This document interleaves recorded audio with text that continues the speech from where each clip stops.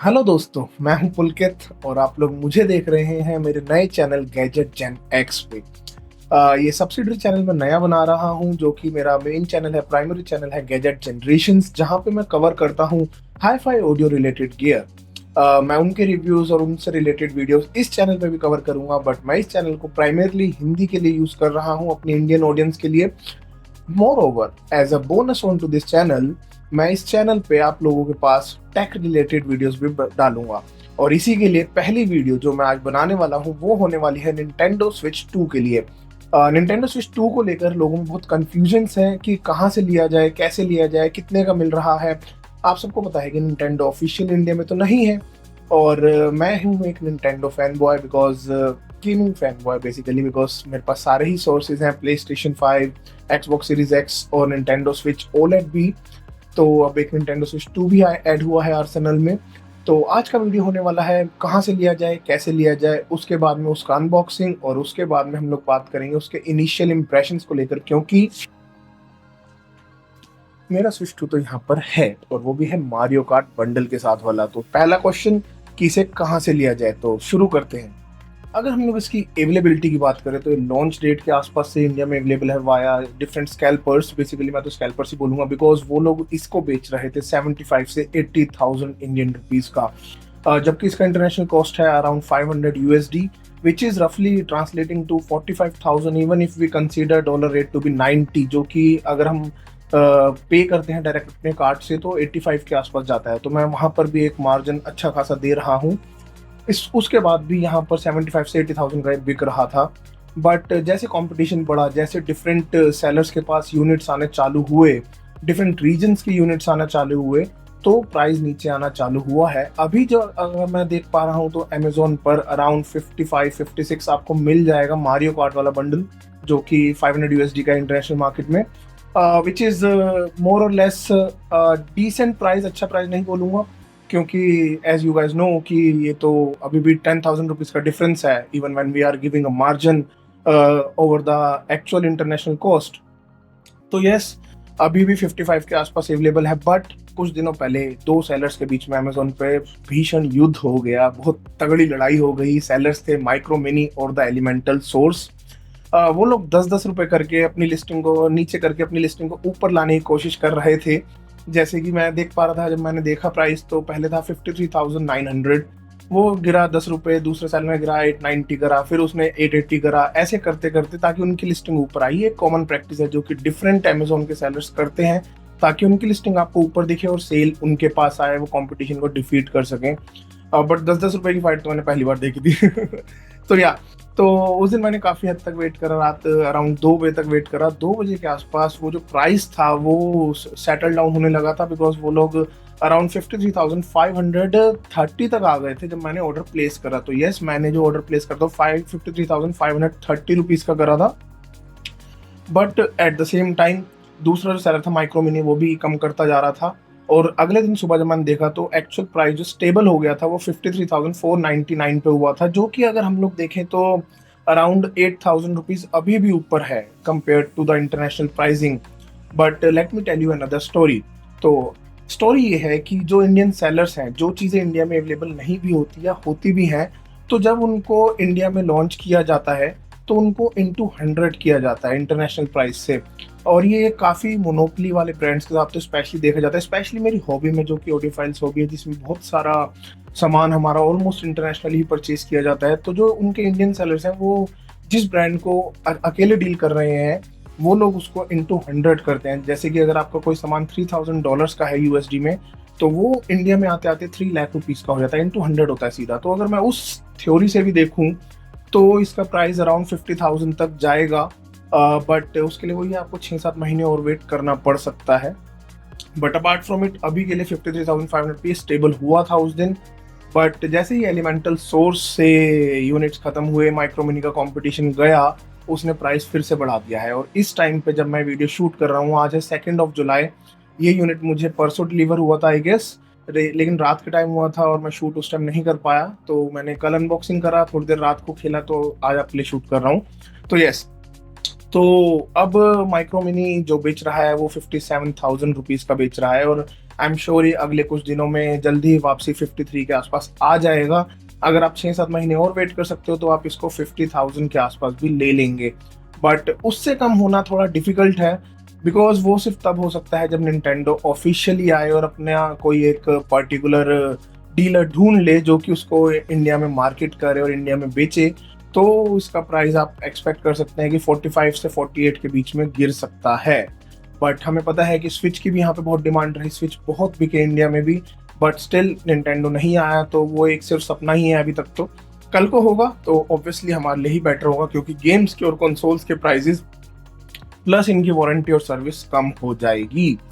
More over मैं आप लोगों से एक सेलर के बारे में और बात करना चाहता हूँ, जो कि है चेन्नई का, जो कि है GEX के नाम से, जिसको मैं देख रहा हूँ रेडिट पे काफी एक्टिव है। मैं उसके बारे में बात क्यों कर रहा हूँ, मैंने उससे खरीदा नहीं, उसने मुझे कुछ मॉनेटरी बेनिफिट नहीं दिया, बट मैं फिर भी उसके बारे में बात कर रहा हूँ क्योंकि वो लोग सेलर वारंटी दे रहे हैं। इन केस आपके यूनिट को कुछ होता है तो वो लोग वारंटी में उसे रिपेयर करेंगे, शायद वो 6 मंथ्स का दे रहे हैं, but at the same time वो लोग उसका प्राइस भी ज़्यादा रख रहे हैं, जो कि 57 के आसपास है, जो कि वो इसे बेच रहे हैं 55 और 57,000 ऐसे समथिंग बेच रहे हैं। इसके साथ में दिक्कत यह है कि आपको बस वारंटी मिल रहा है, तो एक माइंड में सेटिस्फेक्शन रहेगा कि ओके ये सही है, but at the same time वो लोग आपसे कार्ड से पेमेंट नहीं लेंगे, वो लोग सिर्फ और सिर्फ आपसे बैंक ट्रांसफर या UPI ट्रांसफर लेंगे। तो बस वो एक वहाँ पे है चीज़। इसके अलावा रेडिट पे मैं और भी कुछ लोगों के पोस्ट देख रहा हूँ जो कि बता रहे हैं कि अहमदाबाद की लोकल शॉप में 48,000 का है, वहाँ पे 50,000 का है, वहाँ पे इतने का है, वहाँ पे उतने का है। मैंने दिल्ली के लोकल डीलर्स पे बात की थी, मैं सिंस मैं दिल्ली में रहता हूँ, जैसे कि यहाँ पर जो फेमस डीलर्स हैं like samurai corner, Kalra electronics, दोनों गफ्फार मार्केट में है। उसके अलावा एक Tier 1 गेमिंग करके है जो कि तिलक नगर में है। तो इन लोगों ने जो मुझे रेट्स दिए थे वो अराउंड 52 से 55,000 के बीच ही दिए थे। समुराई और कालरा का यही 54-55 के आसपास का रेट है, बट Tier 1 ने 52 का रेट दिया था, but then again these guys are demanding cash only. तो यस, एक वो चीज़ भी है, अगर आप लेना चाहते हैं और अगर आप डील बना सकते हैं तो हो सकता है कि आपको 1,000-2,000 रुपये का डिस्काउंट आपका local dealer they they. But मैंने तो अमेजोन से लिया है तो मुझे पड़ा है 53,530 रुपीज़ का। चलिए अब अनबॉक्सिंग करते हैं, मैं आपको कंटेंट्स दिखा दूंगा अंदर क्या है। अनबॉक्सिंग कल रात को किया था, उसके बाद मैंने 4-5 घंटे मारियो कार्ट वर्ल्ड खेला है।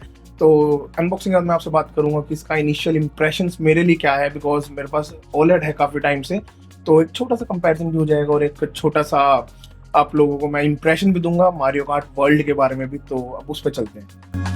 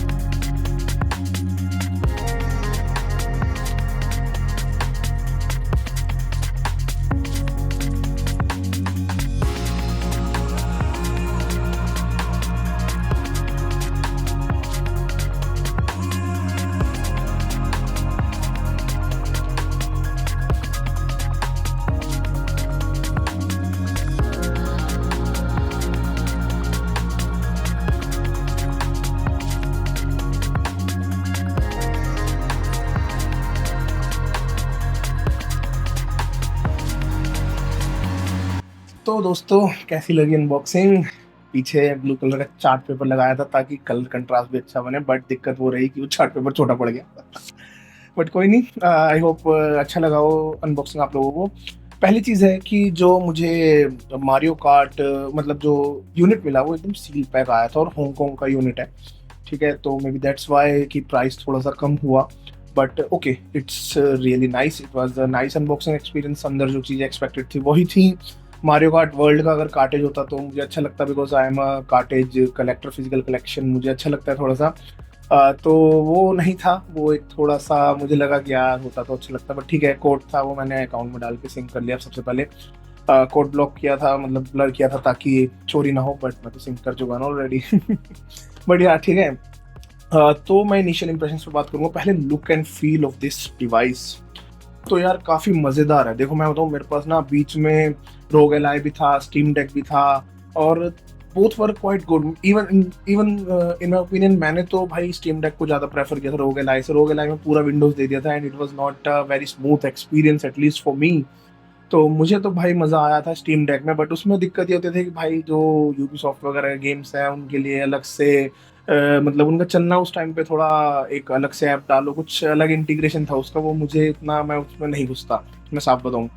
तो मेरे पास स्विच ओलेड हमेशा से रहा है, जो कि ये रहा। वैसे मैंने अपना स्विच ओलेड ना अपने दोस्त को दे दिया, जो मैंने नॉन मॉडेड ले रखा था। उसमें मैंने आज तक मोड नहीं करवाया था, नया खरीदा था। उस पर मेरे पास 9 से 10 गेम्स थे जो कि मैंने खरीदे थे, बिकॉज मुझे तो भाई देखो मतलब जेल्डा, पोकेमोन, मारियो ये सब खेलना बहुत पसंद है। और तो मैंने भी अपने वो फ्रेंड को दे दिया, बिकॉज मैं स्विच 2 पर शिफ्ट हो गया और ये मैं मोड नहीं करने वाला हूँ। इसमें मैं ओरिजिनल खेलूंगा और अपना नेट पे भी खेलूंगा, बट मैंने एक ओलेड अलग से लिया सो दैट आई कैन, ये मोडेड यूनिट है वैसे। ये वाला इसलिए है ताकि देखो, तो स्विच का एंड ऑफ लाइफ हो चुका है।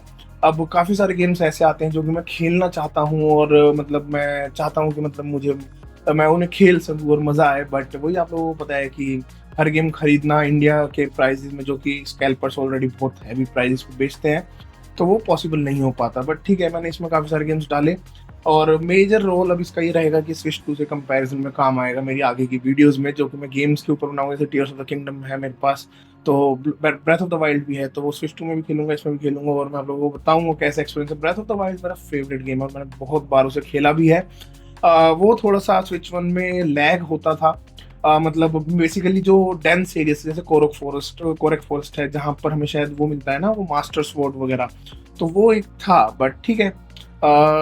ओवरऑल ये है मेरा सिनेरियो। बट अब मैं बात करता हूँ स्विच 2 की। जो डिजाइन और बिल्ड है भाई, देखो बड़ा कर दिया है इन्होंने, और डिस्प्ले मैं बताऊँ इन्होंने बहुत अच्छे साइज पे बड़ा करा है। ये अराउंड 7.9 इंचेस का 1080p मतलब एचडी डिस्प्ले है, और एचडीआर भी है इसमें सपोर्टेड, और आपको 120 हर्ट्ज का डिस्प्ले है, तो बहुत स्मूथ डिस्प्ले है, बहुत मतलब मजेदार डिस्प्ले है ये।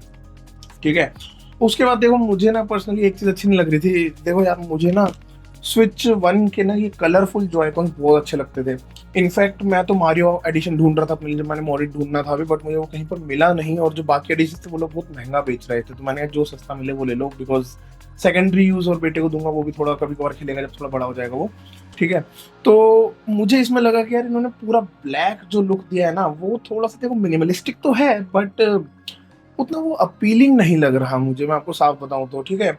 बट मेरे मन में एक डाउट था जब मैं मतलब इसके इनिशियल वीडियोस देख रहा था लॉन्च के टाइम पे, वो था कि यार मतलब ये मैग्नेटिक होगा तो इट वुड जस्ट कि मतलब मैं ऐसे पकड़ूंगा और ये गिर ना जाए। तो भाई निंटेंडो बड़ा कलाकार है भाई साहब, पीछे बटन दिया, बटन दबा के निकालोगे तभी मैग्नेट से निकलेगा, नहीं तो भाई साहब नहीं निकलेगा वो। And it is quite good in terms of design and build.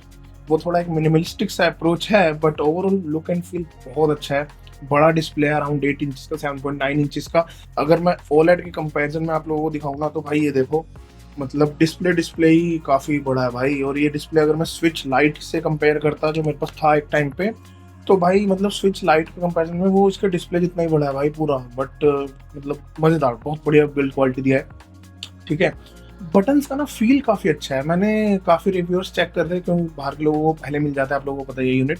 तो बटन की फील के बारे में उन्होंने इतनी बात नहीं करा, बट मुझे जब मैंने इंस्टेंटली आया था ना मेरे हाथ में, मैंने इसको पकड़ा एंड आई एक्चुअली फेल्ट किया, मतलब ये बटन्स कितने स्मूथ हो गए हैं। बटन्स मतलब एकदम मैट और टेक्सचर्ड और वेलवेटी सा फील है उनके ऊपर, मैं बताऊँ। मतलब आप हाथ लगाओगे तो आपको फील होगा कि यार ये तो मतलब प्रीमियम लग रहा है।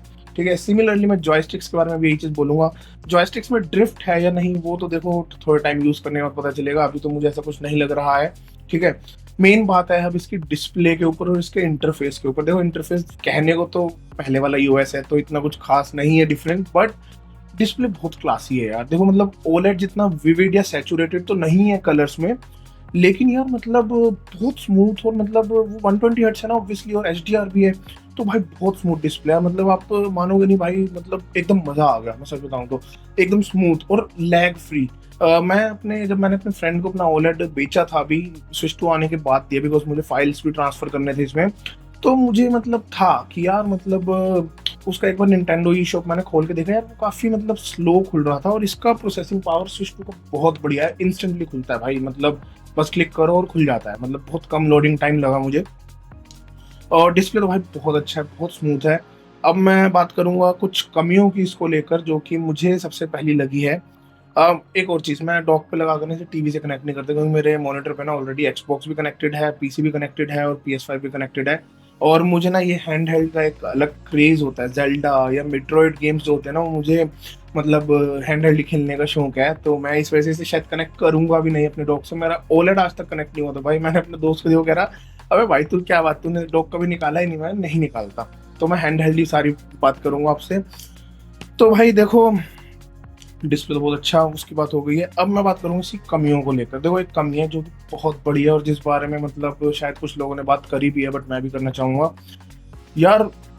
इसकी माइक्रो एसडी कार्ड बड़े अजीब है भाई। देखो मेरे पास, मैं सिंस आप लोगों को पता, मैं एक ऑडियो फाइल हूँ, एक गैजेट लवर हूँ, तो मेरे पास बहुत सारे मेमोरी कार्ड्स हैं जिनमें मेरा म्यूजिक पड़ा रहता है। ठीक है, 1 टेराबाइट भी है, 1 टेराबाइट मेरे पास इनफैक्ट 2 से 3 कार्ड्स हैं। और वो सारे मतलब उनमें से एक शायद नॉर्मल वो सैंडिस्क का है जो ग्रे और रेड वाला आता है, दूसरा मेरे पास बाकी के एक्सट्रीम सीरीज के कार्ड्स हैं जो कि ऑरेंज, गोल्डन और रेड होते हैं। ठीक है, सिमिलरली मेरे पास 512 GB के भी हैं, 256 GB के भी हैं। तो भाई मेरे मन में था कि भाई ये तो मतलब एक्सट्रीम सीरीज मांग रहा है, एक्सट्रीम वाला काट दूंगा, चलेगा भाई, सब मजे आएंगे। ये आया, मैंने भाई 256 GB के कार्ड को फुल फॉर्मेट मारा कि भाई तू लगा 10 मिनट अपना, क्विक फॉर्मेट नहीं फुल करूंगा तुझे, फिर डालूंगा इसमें। भाई 10-15 मिनट बाद वो फॉर्मेट हुआ, मैंने इसमें लगाया, तो इसने तो मैसेज दे दिया भाई नहीं चलेगा, क्योंकि as per Nintendo they only need the actual express cards. Extreme series, extreme pro series उन्हें कोई मतलब नहीं है, उन्हें सिर्फ चाहिए माइक्रो SD एक्सप्रेस सीरीज का कार्ड, जो कि एक बहुत बड़ा फ्लो है। क्यों, उस बारे में मैं अभी आप लोगों से बात करूंगा। पहली चीज ये है भाई, देखो ये देखो, माइक्रो SD एक्सप्रेस कार्ड जो है वो मेन स्ट्रीम में नहीं है, तो उनकी अवेलेबिलिटी बहुत कम है, और इंडिया में तो भाई है ही नहीं। एक MX2 गेम्स करके वेबसाइट है, वो बेच रहा है। सैमसंग का जो निंटेंडो स्विच का कार्ड है वो भी 2 से 6 हफ्तों में डिलीवरी कह रहा है भाई, पेशेंस इतना मेरे में तो नहीं है, बट ठीक है वही करना पड़ेगा, और कुछ ऑप्शन लग नहीं रहा। अभी मैं कंसीडर कर रहा हूँ इम्पोर्ट कर लूँ डायरेक्ट बाहर से, बट ठीक है अभी के लिए मुझे वही एक ऑप्शन दिख रहा है। और वो बंदा 256 GB का मेमोरी कार्ड बेच रहा है 7700 रुपीज। आई नो कि मेमोरी कार्ड्स महंगे होते हैं, मेरा कैमरे का जो मेमोरी कार्ड है वो भी शायद मैंने 128 GB का 12,000 का लिया था, बिकॉज मुझे 4K रिकॉर्डिंग करना होता है, बट स्टिल आप लोग सोचो यार, माइक्रो SD कार्ड जो कि 1 टेराबाइट का आपको 7 से 8 हज़ार रुपये का रेट है मार्केट में, अब वो उतने में हमें 256 GB मिल रहा है, तो ये तो एक प्रॉब्लम वाली बात हुई ना, और वो भी इजीली अवेलेबल नहीं है।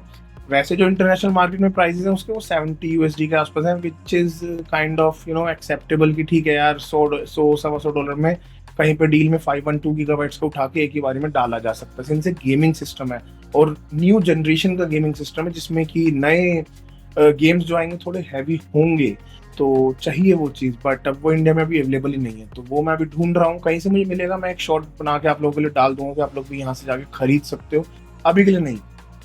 ठीक है, अब वो कमी क्यों है इतनी बड़ी, देखो यार, मतलब देखो एक तो प्लस पॉइंट उसका ही है, पहली चीज एक्सप्रेस सीरीज के जो कार्ड्स ना उनकी स्पीड है भाई 800 से 900 MBPS की। जो नॉर्मल माइक्रो एसडी होता है, इवन एक्सट्रीम सीरीज वाला भी, उसकी भी स्पीड आपको मिलती है 180 MBPS, और मैक्सिमम 200 MBPS भी आपको एक्सट्रीम प्रो सीरीज के कार्ड की है, जो ब्लैक और रेड है सैंडिस्क का। गोल्डन वाले जो है वो आपके यही 150, 160, 180 MBPS तक के हैं। ठीक है, उस जो एक्सप्रेस कार्ड इसको चाहिए ना, उसकी स्पीड है 800 से 900 MBPS। तो आप लोग सोचो यार, मतलब ये तो लैग फ्री आपको गेमिंग देगा मजेदार एकदम। ठीक है, बट मेरा ये कहना था निंटेंडो भाई, SSD स्लॉट दे देता मेरे भाई, M.2 लगा देता इसमें NVMe की, वो सस्ती मिल जाएगी भाई, वो 1 टेराबाइट की आ जाएगी 7-8-10 हज़ार रुपए की। कहाँ हम 256 GB का एक 256 GB का एक माइक्रो SD कार्ड ढूंढता फिर रहा हूँ इधर उधर बाबरा होकर, भैया ले दे दो, क्योंकि डालना है इसमें। डालना क्यों है वो भी अब एक सवाल है। आप लोग कहोगे पुलकित भाई क्या हो गया, इतनी सारी गेम्स एक साथ डालोगे क्या? देखो यार, इसके अंदर इंटरनल है 256 GB का। ठीक है, मैंने एक स्ट्रीट फाइटर 6 खरीदा निंटेंडो ई शॉप से ही खरीद लिया था, क्योंकि इंडिया में तो भाई स्कैल्पर्स लूट रहे हैं, 8,000 रुपये का दे रहे हैं भाई, कोई बात होती है क्या? तो भाई मैंने निंटेंडो के ई शॉप से देखा, वो 4600 रुपीज़ का पड़ा मुझे, मैंने डायरेक्ट ऑनलाइन पेमेंट करके वो डाउनलोड पे लगा दिया। ठीक है, अब आप सोचो इसमें मारियो कार्ट है वर्ल्ड, इसमें स्ट्रीट फाइटर 6 है, इसमें मेरा Tears of the Kingdom, Breath of the Wild, Pokemon Scarlet और आपका लेजेंड आर्कियस, इन सब का डेटा है क्योंकि मेरे पास वो कार्टेजेस है। तो बस अपडेट डाउनलोड हुआ था, बहुत ज़्यादा भारी नहीं था वो, मुश्किल से 2-3 GB का होगा वो, ठीक है। उसके अलावा Legend of the Zelda, Breath of the Wild और टीयर्स ऑफ द किंगडम के निंटेंडो 2 स्विच एडिशन के भी अपडेट्स हैं, वही 2-3 GB के कह रहा हूँ मैं आपको, ठीक है। उसके बाद में इसमें सिर्फ एक गेम है जो पूरा इसके अभी मैंने मेमोरी में डाला है, जो कि मॉन्स्टर हंटर राइज, जो कि मेरा अगेन ई शॉप से परचेज था। तो इसमें फुल गेम्स की बात करूँ तो सिर्फ 3 गेम है अभी, monster Hunter rise, Mario cart world और मेरा स्ट्रीट फाइटर 6। और बाकियों का तो अपडेट ही है, इतना हैवी नहीं होता वो, ठीक है भाई। 108 GB खाली पड़ा है, मतलब ऑलमोस्ट 130 GB भर गया है। 256 से थोड़ा सिस्टम लेता है, 238 के आसपास मिलता है वो भाई, वो सिर्फ 108 बचा है। अब आप सोचो, अगर मैंने साइबर पंक लेने का प्लान कर लिया और वो भी अगर मुझे कोड में मिल गया, तो मैं उसे डाउनलोड कहाँ पे करूंगा, मैं इंटरनल पूरी भर दूंगा तो स्क्रीनशॉट्स कहाँ पे डालूंगा। तो that is a concern which is, मतलब मुझे ये चीज़ बहुत बॉदर कर रही है जब से मैंने इसे अनबॉक्स करा और मेरा वाला कार्ड नहीं चलाना कि यार, मतलब अब एक कार्ड के लिए अलग से 8-9 हज़ार रुपये खर्च करूंगा, वो भी सिर्फ 256 GB के लिए। अगर कोई 512 का दे रहा होता ना 512 GB, एक बार को मैं खर्चा कर भी देता कि चल ठीक है यार, 512 GB नॉर्मली 3800 4500 का है मार्केट में, और वो भी मतलब वो एक्सट्रीम सीरीज वाला है, बट एक्सप्रेस कार्ड है, स्पीड डबल ट्रिपल है, तो वो ले लूंगा। तो आई गेस कि निंटेंडो वो एक वो लगा देना चाहिए, ठीक है। दूसरी एक कमी लगी है भाई, देखो इस कमी के बाद तो मतलब और कोई कमी नहीं है, बहुत मजेदार डिवाइस है, बहुत ही मतलब मजेदार है। बस दो कमी है, पहली एक वो थी एक्सप्रेस कार्ड चाहिए, और दूसरी कमी है भाई इसका बैटरी लाइफ तो बड़ा ही मतलब, निंटेंडो स्विच में मुझे कोई बैटरी लाइफ की दिक्कत नहीं होती थी। देखो मुझे आसूस के रोग एलाई में दिक्कत थी बैटरी को लेके, वाई सो बिकॉज भाई 1.5 घंटा चलता है वो। अब आप सोचो यार, हैंड हेल्ड का मेन यूज क्या है भाई, मैं बैठ के खेलूं, मतलब 2-3 घंटा तो मिले यार एटलीस्ट। तो उसमें नहीं था भाई, उसमें 1.5 घंटा चलता था। इवन स्टीम डेक का बैटरी बैकअप था 2.5 से 5 घंटे के बीच में, depending upon the kind of game that you are playing. मैंने स्टीम डेक पे होलो नाइट खत्म करा था, तो वो मेरे को मतलब अच्छे से 4-5 घंटे मतलब मेरा चल जाता था वो गेम, मतलब उसका बैकअप उसका, ठीक है। और सिमिलरली मैं ओलेड के बारे में भी यही बात करूंगा, even when playing games like Zelda, ठीक है हल्का बहुत लैग होता है डेंस लोकेशंस में। पोकेमोन के latest versions were not that much playable, like the Scarlet मैंने खरीद रखा था, पर मैं कभी इस पर उतना खेल नहीं पाया क्योंकि वो हल्का लैग ही था यार। तो मतलब मैं बताऊँ तो एक बैटरी बैकअप में कभी ऐसा इशू आया नहीं स्विच वन ओलेड में, स्पेशली 4-5 घंटा 6 घंटा ये चलता था आराम से, depending upon the game again, ठीक है। स्विच 2, ओके, तो भाई देखो अभी तक तो जो मुझे बैटरी बैकअप मिला है, मैंने अभी तक इसे 5 से 6 घंटा खेला है, जिसमें से अराउंड आधा घंटा स्ट्रीट फाइटर 6 था, और बाकी का जो टाइम था ना भाई, वो मारियो कार्ट वर्ल्ड ने लिया है, क्योंकि मुझे अपने इनिशियल इंप्रेशन में वो भी बात करनी थी, बिकॉज मुझे बहुत अच्छा गेम लगा है। तो भाई 2 घंटा 2.5 घंटा मुझे मिला है इसका बैकअप, जो कि मेरे हिसाब से कम है। एटलीस्ट मुझे था कि भाई 3.5-4 घंटा अगर होता ना, तो वो एक एक्सेप्टेबल वैल्यू में आता। मैंने नेट पे देखा काफ़ी जगहों पे, कुछ लोगों को तो 1 घंटा मिल रहा है तो मैंने कहा चलो मेरे को कम से कम 2-2.5 घंटा तो मिल रहा है। बट हाँ, मैंने बाकी भी लोगों का चेक करा कि बाकी लोगों को कितना टाइम मिल रहा है, तो भाई उन्हें तो वही है भैया, 2.5 घंटे करीब का मतलब इसमें खेलते टाइम मिलता है। आई गेस निंटेंडो कुछ ऑप्टिमाइजेशन करे, कुछ अपने फ्यूचर डिवाइसेस में शायद बड़ी बैटरी लगाए, बट अब मैं अगला अपडेट एकदम से तो नहीं लूंगा ना। तो यस, बैटरी बैकअप थोड़ा सा एक कंसर्न है। अगर आप ऐसे हो कि आपको सिर्फ 1-1.5 घंटा खेलना होता है, तो it is well good enough, आपको 2-2.5 घंटे का मिलता है। मैंने कल रात को तकरीबन 1 घंटा खेला था मारियो कार्ट वर्ल्ड, नहीं टोटल 5 घंटे खेल चुका हूँ। कल शाम को अनबॉक्स करता हूँ, रात को सोने से पहले बता रहा हूँ 1 घंटा खेलता। उस टाइम पे मेरा बैटरी बैकअप मैंने जब स्टार्ट करा था 30% पे था, और पूरे एग्जैक्टली अराउंड 56 मिनट्स बाद ये बंद हुआ था। वो भी ऐसा था कि इसने मतलब पहले वार्निंग दे दी थी मुझे आधे घंटे बाद ही कि मालिक बैटरी कम है, 20% से नीचे आ गया था ये, ठीक है। उसके बाद में भाई मैंने जब चेक करा तो 11% थी, जब टाइम हो रहा था मतलब अराउंड 45 मिनट्स हो चुके थे, तब ये 11% पे आ चुका था 45 मिनट्स बाद, ठीक है। फिर मैंने कहा चलो भाई थोड़ा बहुत बाहर एक्सप्लोर करता हूँ, देखता हूँ। फिर मैंने थोड़ी बहुत देर इधर उधर मार्केट देखी है, फिर मैंने चलो स्ट्रीट फाइटर खेलता हूँ, तब शायद बैटरी जल्दी उड़ेगी, तो I can get an idea. तो रफली अराउंड 56 मिनट्स में ये बंद हुआ था। 2 और 1% पे थोड़ी देर लंबा चला था कि हाँ भाई ठीक है, 5-1 मिनट का बैकअप मिल गया था उस टाइम पे। बट ये है कि भाई मतलब अराउंड, मैं साफ शब्दों में अगर आपको बताऊँ तो 2.5 से 2.75 घंटे का ही बैकअप है। अगर यही बैकअप और 1 घंटा बढ़ जाता ना, तो मेरे लिए और बेटर होता, ठीक है। चलो मैं नेक्स्ट सेक्शन में आप लोगों से बात करूंगा मारियो कार्ट वर्ल्ड के बारे में, अब उस पर चलो। अब मैं बात करूंगा आप लोगों से मारियो कार्ट वर्ल्ड के बारे में। देखो भाई, मुझे तो मतलब मैं फोर्जा होराइजन 5 बहुत खेला हूँ, एनएफएस मैंने पहले के बहुत खेले हैं, अब नए वाला जो अनबाउंड था थोड़ा बहुत खेला, बाकी अब उतना मुझे रेसिंग गेम में ना सिर्फ फोर्जा अच्छा लगता था। 4 भी खेला, 3 भी खेला, 5 भी बहुत खेला है, मतलब एक्सबॉक्स और पीसी पे तो भाई आग लगा दी थी मैंने उस गेम में, बहुत खेला। ठीक है। बट मेरा सिर्फ ये कहना है कि भाई देखो मारियो कार्ट वर्ल्ड जो है ना भाई, ये अलग है और ये बहुत ज्यादा एडिक्टिव है। मतलब भाई देखो मैं बताऊं, मैंने रात को प्लान करा था, शाम को कल अनबॉक्स करता कि भाई ठीक है आधा एक घंटा खेलूंगा, so that I can get an idea, because मुझे सिर्फ इनिशियल इंप्रेशन शेयर करना था आप लोगों के साथ आज। पर भाई क्या गेम है यार, एडिक्टिव एकदम, मतलब भाई 5-6 घंटा खेल लिया मैंने रात रात में इसे। ठीक है। और मतलब भाई कॉस्ट्यूम्स अनलॉक करा, कॉस्ट्यूम के मतलब वो अलग अलग कैरेक्टर्स ही अनलॉक, जैसे मारियो का टूरिंग मारियो हो जाता है, तो वो अलग अलग एक कैरेक्टर ही अनलॉक हो जाता है। बहुत सारी कार्स हैं, इवन मैं ओलेट पे मारियो कार्ट 8 डीलक्स खेल रहा था अभी। ठीक है। और जो 8 डीलक्स था ना भाई, मतलब ठीक है it is a good game और बहुत एडिक्टिव है वो भी, बट भाई वर्ल्ड तो बिल्कुल ही नेक्स्ट लेवल कर दिया इन लोगों ने। मतलब यार इतने सारे ऑप्शंस फॉर कार्स बाइक्स। ठीक है। और भाई मतलब क्या मस्त एकदम फन और एंगेजिंग गेम है यार, बहुत फन, मतलब बहुत एडिक्शन हुआ मुझे इस गेम का खेलते हुए रात में। भाई मतलब मैं नॉकआउट खेल रहा था, मैंने ऑलमोस्ट सारे रेसेस नॉकआउट वाले खेले। देखो इसमें एक वो नया मोड आया नॉकआउट का, वो मारियो कार्ट 8 डीलक्स में नहीं है। ठीक है। मतलब जो मेरे पास ओलेड में डला हुआ उसमें नहीं है, मैंने अपने वो उस पर नहीं खरीदा मैंने, मैं आपको साफ बताऊं, इस पे वर्ल्ड पे है। ठीक है। इस पे है, सिंस मैंने बंडल ही वही खरीदा, मुझे मारियो कार्ट वर्ल्ड खेलना था। भाई ग्राफिक्स नेक्स्ट लेवल, मतलब एकदम क्लैरिटी, एकदम क्रिस्प दिख रहे हैं। ठीक है। उसके बाद जो भाई मतलब पूरी आपको स्पीड लेनी है भाई, बाइक या गाड़ी ड्रिफ्ट करो और फिर वो एकदम नाइट्रो सा उसका बनता है और फिर भगाओ उसे, भाई बहुत मजेदार। और ऊपर से दूसरे जो लोग हैं उनके ऊपर अपने वो वेपन से जो पावर्स मिलते हैं वो फेंकते रहो उनसे और अपने ऊपर भी खाते रहो बेसिकली। तो भाई मैंने तो नॉकआउट खेले कम से कम 25-30 राउंड खेल चुका हूँ। ठीक है। उनमें से मैं जीता तो भाई फर्स्ट तो अभी तक एक में भी नहीं आया, बट मैं उनमें से, जैसे मैंने 25-30 खेले तो उनमें से 8 या 9 में ना मैं टॉप 4 में आ गया था, मतलब मैं लास्ट स्टेज तक पहुंच गया था।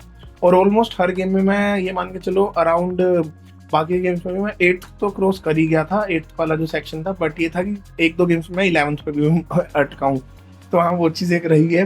बट भाई बहुत एडिक्टिव है, बहुत सारी कार्ड्स हैं, बहुत सारा, और मेजरली जो नॉकआउट वाला है ना भाई, बहुत मजेदार राउंड है कि आपको अलग अलग चेक पॉइंट्स पे एक पर्टिकुलर पोजीशन से ऊपर होना है, अदरवाइज आप वो हो जाओगे, मतलब आपको कर देंगे कि सर अब आप बाहर हो। ठीक है। और अनलॉक, मतलब फ्री रोम मोड भी बहुत अच्छा है सच। मैंने फ्री रोम करा भाई, मैंने जो ड्रेसेस अनलॉक करे, जो कॉस्ट्यूम्स अनलॉक करे स्पेशली फॉर मारियो। अभी तक मैं सिर्फ मारियो से खेल रहा हूँ। ठीक है। अभी इतना खेला है 5 घंटा ही तो हुआ है। तो भाई बहुत मतलब मजेदार और बहुत एडिक्टिव है। ठीक है। और अगर मैं बात करूँ मारियो कार्ट 8 से अपडेट में, तो भाई मुझे हर चीज़ में अपग्रेड मिला है। मैं बात कर रहा हूँ उसकी डिज़ाइन, मतलब ग्राफिक्स के बारे में अपग्रेड है। पूरा वर्ल्ड जो है वो बड़ा फील हो रहा है compare to what we had on the Mario Kart 8 Deluxe. उसके लैप्स मुझे छोटे लगे, इसके तो भाई एक लैप में बहुत देर लग जाती है। ठीक है। उसका जो नॉकआउट वाला मोड है ना भाई, बहुत मजेदार है। पूरा ही मतलब वो एक साथ ही 3-4 आपके लेवल्स अलग अलग पकड़ लेता है कि भाई ये अब आपको पार करने होंगे, और इनमें आपको इतनी स्टेज पर आपको इस लेवल पर होना चाहिए अपनी पूरे 24 लोगों की टीम में। तो भाई तभी आप प्रोसीड कर पाओगे, नहीं तो आपको बाहर कर दिया जाएगा।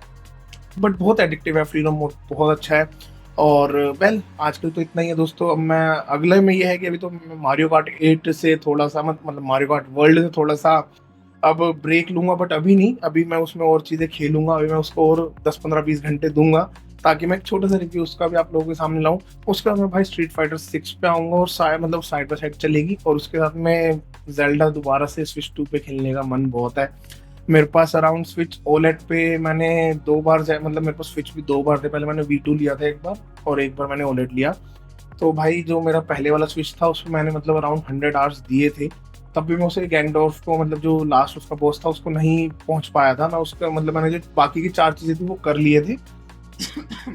अब मैंने जब दोबारा ओलेड लिया था उसमें मैंने अराउंड 60 आवर्स फिर से कर दिए, मैंने वो फिर से 4 चीजें कर ली थी। बट मैं फिर रुक गया था क्योंकि मुझे था कि अब स्विच 2 आएगा ना यार, अब स्विच 2 पे खेलूंगा एकदम स्मूथ 60 FPS, और एक वो मतलब मजा जो आएगा ना वो, तो मैं उस चक्कर में वेट में था। अब मैं खेलूंगा इससे पहले ब्रेथ ऑफ द वाइल्ड, और फिर मैं tears of the kingdom start करूंगा। आप लोग मानोगे नहीं, मैंने tears of the kingdom launch पे ले लिया था, बट मैंने आज तक वो गेम स्टार्ट भी नहीं करा। उसके पीछे का रीजन सिर्फ ये था कि मैं चाहता था कि मैं उसको 60 FPS पे एकदम मस्त स्विच 2 पे ही खेलूंगा, और ब्रेथ ऑफ द वाइल्ड में बिजी था, मैं एक बार दोबारा उसे खत्म करके जाना चाहता था। तो पहले मैं ब्रेथ ऑफ द वाइल्ड करूंगा, फिर मैं उस पर जाऊंगा। आज के लिए बहुत सारी बातें हो गई, पहली वीडियो के लिए तो स्पेशली। तो देखो दोस्तों, ये चैनल मैं आप लोगों को एक बार फिर से ब्रीफ दे देता हूँ। पहली बात, आप लोगों को अच्छा लगा Nintendo Switch 2 का अनबॉक्सिंग, आई होप लगा तो भाई सब्सक्राइब कर देना, नया चैनल है इधर तो अभी चाहिए ऑडियंस जितनी आ जाए, ठीक है। उसके बाद थैंक यू सो मच अगर आपने यहाँ तक देखा है, सब कुछ सुना है। मैंने बहुत ज़्यादा बैंटर किया है आज, बहुत ही ज़्यादा बातें थी आप लोगों से करने के लिए। मोर ओवर, ये जो चैनल है gadget generation x, gadget Gen x, जो मैं इसका शॉर्ट नेम रख रहा हूँ, ये मैं प्राइमरली फोकस करूंगा। देखो 70-80% अभी भी मेरा ऑडियो का ही कंटेंट रहेगा इस पे। उसके पीछे का रीज़न ये है कि भाई देखो, मेरे जो कॉन्टैक्ट्स हैं अभी तक इंडस्ट्री में वो उधर ज़्यादा हैं थोड़े से, और मुझे उधर से मैं उसमें इन्वेस्टमेंट भी करता रहता हूँ। कभी कोई सा आईएम खरीद लेता हूँ, कभी कुछ आ जाता है ब्रांड से सैंपल के तौर पे, कभी मैं जो इंडियन रिटेलर्स हैं उनसे लेकर रिव्यू करने के लिए दौड़ पड़ता हूँ। तो कि वो एक कंटेंट अभी है मेरे पास, तो मैं आप लोगों के साथ वो शेयर करूंगा। ये वाले चैनल पे मैं हिंदी और इंग्लिश मिक्स इंग्लिश में करूंगा, तो मेरी जो इंडियन ऑडियंस है वो यहाँ पे शायद मुझसे ज़्यादा बेटर कनेक्ट कर पाए। दूसरा, सिंस गैजेट जनरेशन पे जो है ना यार, प्राइमरली बहुत महंगे महंगे ईयरफोन्स मैंने फोकस किए हैं और ऑलरेडी करता भी आया हूँ और आगे भी करूँगा, और इस चैनल पे भी वो आएंगे। बट मैं इस चैनल पे कोशिश कर रहा हूँ कि मैं बजट सेगमेंट जो है ना वो ज़्यादा कैप्चर करूँ। जैसे कि हमारे बजट में भी काफ़ी अच्छे ऑप्शंस हैं, जैसे कि अभी अगर मैं लेटेस्ट में बात करूँ तो Zero 2 है, 7 HZ वाला, ट्रूथ ईयर्स वाला भी नहीं, मैं बिल्कुल यहाँ से बजट कर रहा हूँ। टांग ओनर एसडी सीरीज है, तो बहुत सारे अच्छे ऑप्शंस हैं जो कि मैं सब कुछ कंटेंट इस चैनल पे बनाने वाला हूँ। तो सब्सक्राइब कर लेना दोस्तों, अगर आप नए हो, मैं भी नया हूँ इस चैनल पे, तो सब्सक्राइब जरूर करना, इस वीडियो पे एक लाइक जरूर करना, और मुझे ये जरूर बताना कि आप लोग कौन सा गेम मुझे चाहते हो कि मैं Nintendo Switch 2 पे चेक करूँ और आप लोगों को बताऊँ कि ये कैसा चल रहा है। अभी जो मेरा आगे का प्लान है, डोंकी कॉन्ग जो नया आ रहा है बोनांजा, उसका भी है, और उसके साथ साथ सबसे मेन जो मेरा इंटरेस्ट है, जो सबसे मेन मैं जिसका वेट कर रहा हूँ, वो है अक्टूबर में मेरे बर्थडे के आसपास आ रहा है पोकेमोन का नया लेजेंड Z-A। भाई पोकेमोन देखो मुझे बहुत पसंद है, और प्राइमरली मेरे पास एक निंटेंडो इसी वजह से हमेशा रहता है, बिकॉज मुझे पोकेमोन, मैंने 3DS एक्सेल भी लिया था भाई, बचपन से GBA में गेम खेलता आया था। पहले जब होता था पीसी पे एमुलेट करता था, बट फिर 3DS एक्सेल लिया और फिर स्विच। तो भाई देखो मुझे तो पोकेमोन बहुत पसंद है, तो लेजेंड Z है तो भाई मतलब मुझे नहीं पता, चाहे मैं लॉन्च डेट पे मुझे ई शॉप से लेना पड़े, बट वो तो आएगा। तो एक ये दोनों मेरे प्लान में है। और कौन से गेम आप लोग चाहते हो कि मैं इस पर टेस्ट करके आप लोगों को बताऊँ, तो वो आप लोग मुझे बता देना कमेंट सेक्शन में, तो मैं आप लोगों से उस बारे में बात कर लूंगा, ठीक है। थैंक यू सो मच, और दिमाग नहीं खाऊंगा, बहुत लंबी वीडियो हो गई मुझे पता है, तो माफ करना। आई होप आप लोगों ने एंड तक देखी हो। Well thank you so much. लेना चाहो तो अमेजोन पे है, डिफरेंट आपके रीजन में मिल जाएगा, इतनी टेंशन वाली बात नहीं है। थोड़ा टाइम रुकोगे, आपको 50 के आसपास मिल जाना चाहिए। हांगकांग में मैंने रेट देखा था 45 के आसपास था, तो इंडियन डीलर से ले लो, ज़्यादा इंपोर्ट की टेंशन मत लो, बिना वजह कस्टम में फंस गया ना, लेने देने पड़ जाएंगे। Well this is your friend Pulkit from Gadget Gen X now. Thank you so much for watching, मिलते हैं अगली वीडियो में।